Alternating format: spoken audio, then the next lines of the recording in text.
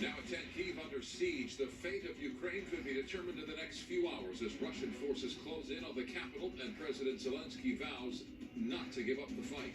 Humanitarian crisis. Tens of thousands of Ukrainians flee the country, forced to leave their homes and lives.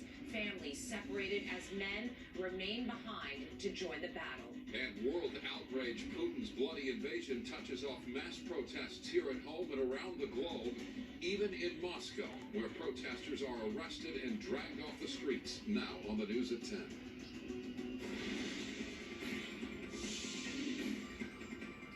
Good evening, I'm Micah, Ohlman. And I'm Cher. A fierce battle underway at this hour in Kyiv as Ukrainians fight to hold back advancing Russian soldiers against all odds. Massive explosions have been seen and heard in the Ukrainian capital after days of heavy fighting and blasts in other parts of the country. A live picture now at the capital city of nearly 3 million people. In a late-night address, Ukrainian President Volodymyr Zelensky said with defiance, Ukrainians will resist the brutal Russian aggression heroically, saying the fate of Ukraine is being decided right now. There are fears hundreds of lives have been lost in fierce fighting in nearly every corner of Ukraine.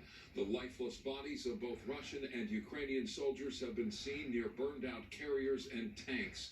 Russia says it's not hitting civilian areas, but several buildings, including apartments, have been destroyed. The war has created a humanitarian crisis. The Ukrainian people forced to make difficult choices, flee or fight. In less than 48 hours, 50,000 people have escaped the country. The choices are unimaginable. These are newborn infants from a neonatal intensive care hospital in eastern Ukraine. They are now in a makeshift bomb shelter as the fighting escalates around them.